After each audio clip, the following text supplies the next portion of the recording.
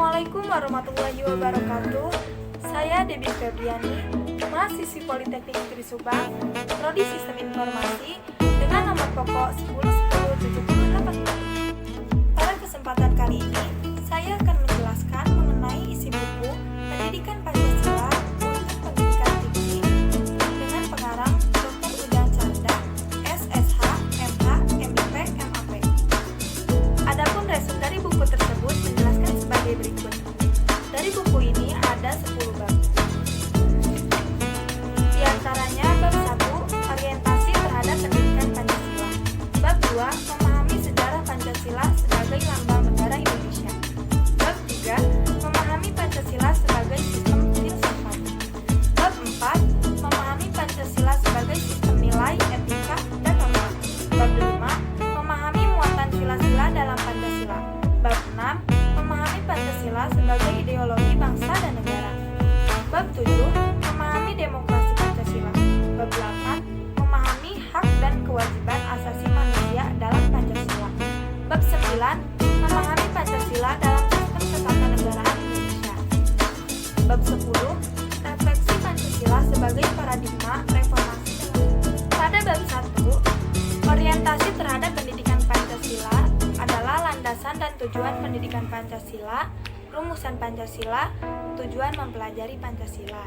Lalu di bab 2, memahami sejarah Pancasila sebagai lambang negara Indonesia, yaitu Pancasila dalam sejarah bangsa Indonesia, Pancasila sebagai lambang Indonesia, memahami Pancasila sebagai lambang negara Indonesia dari putusan Mahkamah Konstitusi nomor 4 PPU 9/2012.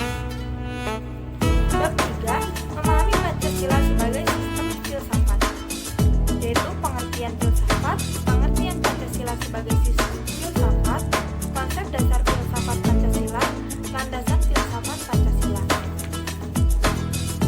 Bab 4, memahami Pancasila sebagai sistem nilai, etika, dan norma, yaitu pengertian nilai etika dan norma.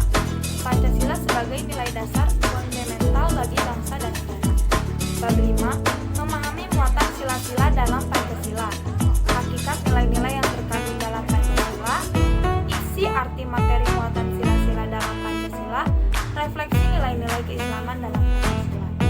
Bab 6, memahami Pancasila sebagai ideologi bangsa dan negara, yaitu pengertian ideologi, makna ideologi bagi Indonesia, perbandingan ideologi Pancasila dengan ideologi lain, kedudukan dan fungsi Pancasila dalam tata kehidupan bangsa Indonesia.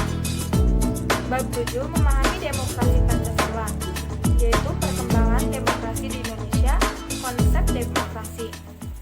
Bab 8, memahami hak dan kewajiban asasi manusia dalam Pancasila, yaitu sejarah perkembangan hak asasi manusia, istilah dan pengertian hak asasi manusia.